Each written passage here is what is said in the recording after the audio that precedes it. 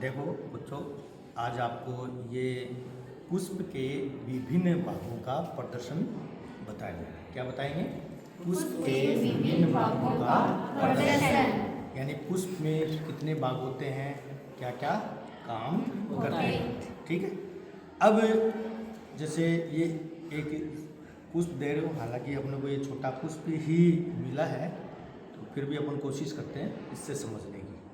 तो ये देखो, ये तो पुष्प है, और इधर ये जो देख रहे हो ये पुष्प कलिका। क्या है? पुष्प कलिका। अब अपन पुष्प की ही बात करते हैं एक बार। पुष्प के ये देखो नीचे वाले पार्ट्स हैं, जैसे कलिका, ये जो हरा हरा भाग देख रहे हो ना, ये पुष्प वृंत है।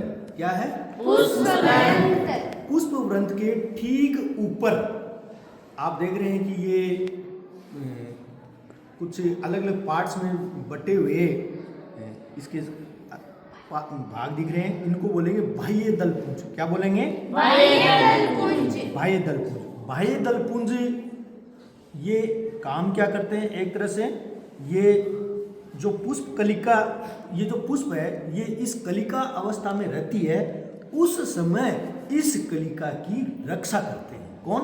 बाह्य दलपुंज। दोबारा रिपीट कर रहा हूं कि बाह्य दलपुंज पुष्प के पुष्प कलिका की अवस्था में होने पर उसकी भागों की रक्षा करने का काम बाह्य दलपुंज के द्वारा किया जाता है।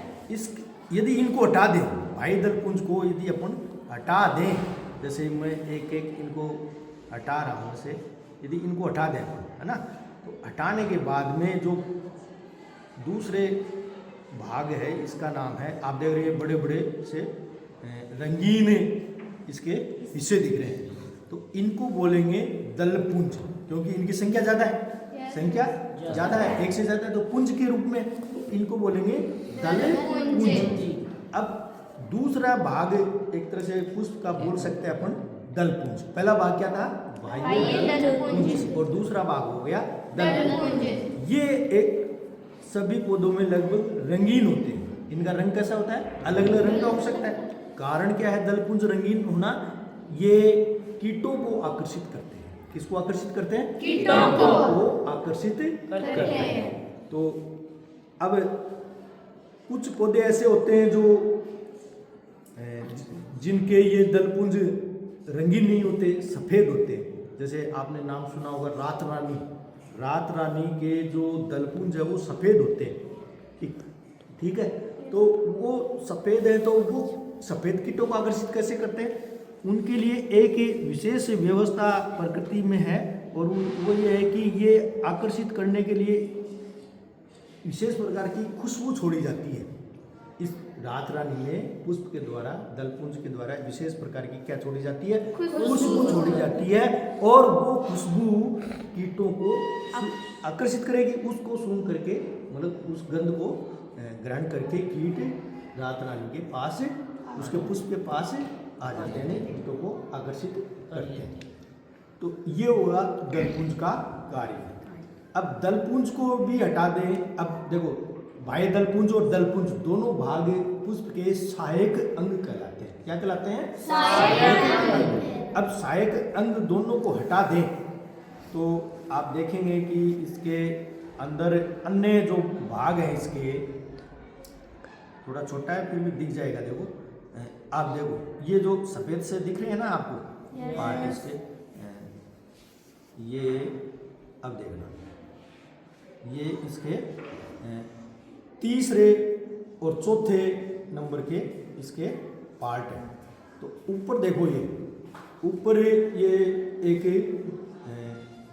कोस सा, गुच्छा सा दिख रहा है, और ये देखो, मैं एक इस चिमटी से अलग कर रहा हूँ फोर्सेप्स से, तो ये आप देख सकते हैं कि ये देखो नीचे ये